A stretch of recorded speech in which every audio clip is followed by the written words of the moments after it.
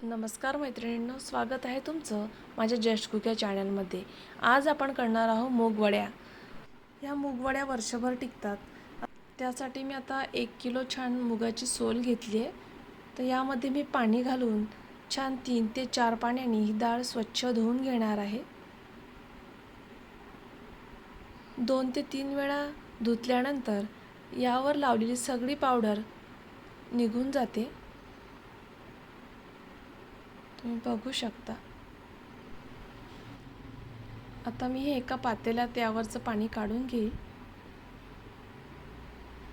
आणि ही डाळ भिजेल इतपत पाणी मी यामध्ये घालणार आहे।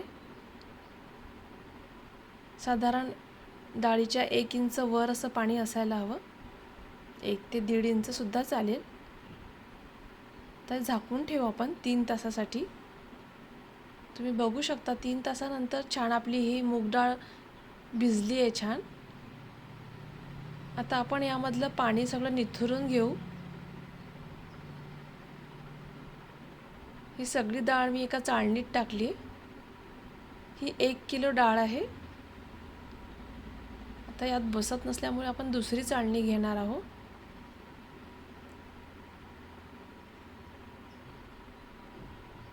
ही मुगाची डाळीची वडी वर्षभर टिकते आणि शिजायला जास्त वेळही लागत नाही। खुसखुशीत मूगवडी तयार होते। आणि मी ह्या वड्या बनवताना खास टिप्स तुम्हाला सांगणार आहे। तुम्ही सेम अशीच करून बघा आणि मला सांगा। ही आपली 2 चाळण्यातली 1 किलो डाळ आहे। आता स्वच्छ कापड मी असा टाकून त्यावर ही डाळ कमीत कमी अर्धा तास सुकवून घेणार आहे। ही डाळ आपल्याला जास्त सुकवायची नाही, नाहीतर त्याची पेस्ट होईल आणि ती वडी व्यवस्थित येणार नाही। फक्त याचं पाणी सुकेपर्यंत आपल्याला ती वाळवून घ्यायची आहे।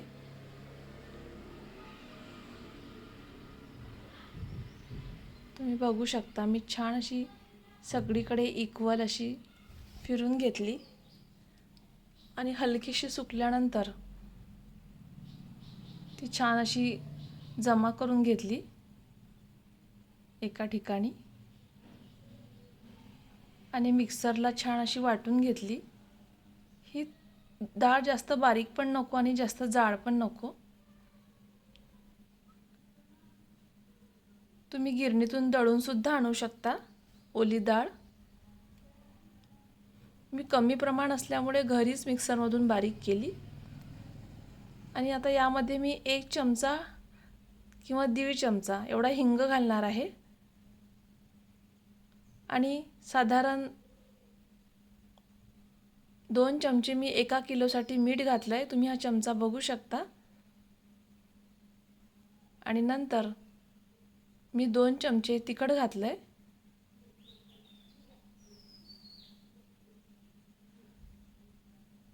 आणि आता हे छान एकत्र एकजीव करून घ्यायचं आहे। मीठ, हिंग आणि लाल तिखट। ही डाळ छान हाताने फेणायची आपल्याला 5 मिनिटं, म्हणजे यातील तिखट, मीठ आणि हिंग छान सगळ्या डाळीत मिक्स होईल। तुम्ही बघू शकता अशी फेनली मी, जसं आपण मेदू वड्याचं फेनतोय ना तशी फेनली। ही मूग डाळ बारीक करताना फक्त एक लक्षात ठेवायचं की त्या डाळीमध्ये आपल्याला पाणी अजिबात घालायचं नाही, कारण यामुळे काय होते वडी खराबसुद्धा होते आणि टिकतसुद्धा नाही। ती डाळ कोरडीच फिरवायची पाणी न घालता। तर हाताला मी थोडं असं पाणी घेऊन छान त्याच्या अशा मूगवड्या घालते।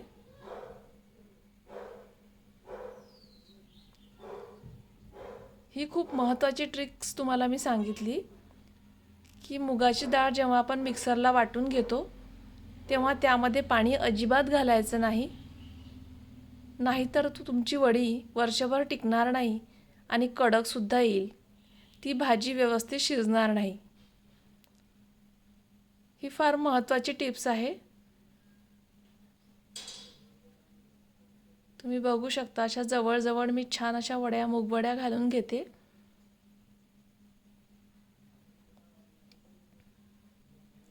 ही भाजी हिरव्या मिरचीसोबत खूप छान लागते. या भाजीत कांदा नकोय. मी तुम्हाला याची रेसिपी लवकरच दाखवेल.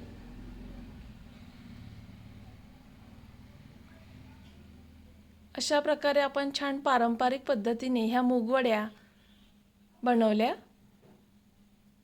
तुम्ही बघू शकता किती छान कलर आलाय. त्या सगळ्या आपल्या मूगवड्या घालून झाल्या आहे आणि कडक उन्हात छान मी सुकून घेतल्या आहे. आणि तुम्ही बघू शकता किती मस्त असा कलर आला याला. आता सारखं 2-3 दिवस मी याला उन्हातच ठेवणार आहे. आणि कडक छान सुकल्या की एका बरणीमध्ये किंवा डब्यामध्ये भरून ठेवील. तुम्ही सुद्धा अशा करून बघा मूगवड्या आणि मला कशा झाल्या त्या कमेंटमध्ये नक्की कळवा. तोपर्यंत बाय बाय.